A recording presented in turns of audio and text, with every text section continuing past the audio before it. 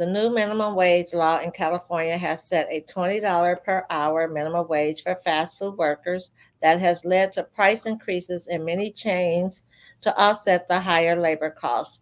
The law applies to restaurants offering limited or no table service and which are part of a national chain with at least 60 establishments nationwide. Now, as I understand it, there's some other triggers as far as if you make your own bread like Panera bread, they don't fall within under this category to do this. But I went to In and Out yesterday to do some research on this, and my double single with fries, light salt, and the root beer no ice cost like about 60 cents more. So 60 cents more. I understand that stuff adds up, but for the sake of someone getting a living wage of $20 an hour, I'm all for it. That's where I stand on this issue. What do you got to say about this, First Lady J? What do you think about this? I understand the cost of living is ridiculous in California now. I do think it's kind of unfair to employers to a degree because it really affects everybody in the long run. It affects us customers who have to pay if we want the food, the hike in the food. And you have some restaurants that's really not making that much money. You know, you lucky if some make $800 a day. So it's kind of like a catch-22 for me. Of course, I want the workers to get paid because of the cost of living, but at the same time, it hurts us and it hurts the employer if they're not doing well.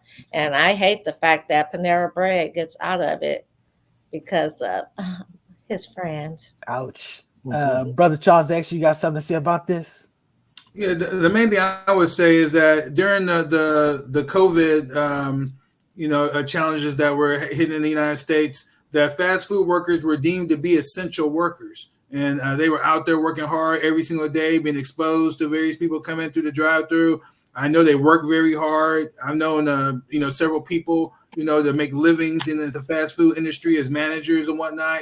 So I'm definitely all for going ahead and raising the minimum wage, or for them making it a livable wage. And the reason I know people, associate the cost of living, especially in California and other places, is is being dealing with inflation. But what we're really dealing with is just a dollar that is weak and continue to get weak as America continues to print more money. So that's just putting more strain, on these various marketplaces. And, of course, things are going up, So, but I'm all for this minimum wage hike for fast food workers. What's up? Anybody else got something to say about this? It's a unique thing. I started out working at McDonald's. I had a couple of jobs before McDonald's, but I was one of those kids who that was like my high school job. And I'm going to date myself here with my first. That job paid me $3.35, and it was all the money that I needed at that time. Now, granted, I was 15 years old and I had the job until I was 18. I couldn't imagine being able to live on that salaries, especially, growing up in New York, even back at that time. I do like the fact that the wage appears to provide people a livable wage. But I also think about the fact that there are people that are scraping literally, pennies and nickels together to have something as simple as a fast food meal. Unfortunately, healthier options tend to be more expensive. So if you go to a restaurant and you fast foods particularly, and you're looking at the dollar menu, it's no longer the dollar menu now. It's probably like the $2 or $3 menu. I think for us, that may be like, well, it's just another dollar. For somebody else, that can really be, a big deal. So I'm trying to be sensitive to both sides of that, especially since it is typically in the fast food world. If you got a job like that, it typically is like a job in which you're starting off. It's not really considered like it's not your career. It's not a career position. So those are my thoughts. It's a little mixed from that standpoint. Our brother Joseph says automation will hurt the employees. More job cuts. Exactly. It- he's not lying about that, because more and more, with the AI revolution, there's more jobs that are absolutely going to be eliminated, in particular in fast food. They'll always need a manager. The manager get paid very well. But, honestly, if people are being discouraged by buying and picking up fast food, I think they're doing you a favor. You know what I'm saying? There's been plenty of studies that showing just how unhealthy this food is, and for people, who are ignorant that just keep buying it just because, they don't want to eat more healthy, because it doesn't have to be more expensive to eat healthy, but if you're looking for fast and convenience, you know what I mean, then absolutely, you're going to, turn to fast food, and, people are dying and behind these health decisions. You just touched on something with the automation side of things, with things like, minimum wage being up to 20, you're going to see more situations where people are being pushed out.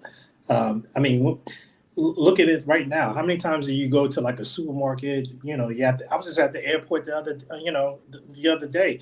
You can't even get somebody who's a cashier. They expect you to do it.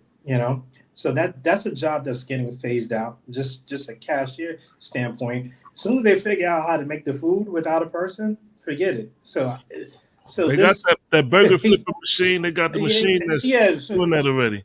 So, but you also got to think about this. I understand that a lot of these jobs will be replaced by AI or by automation.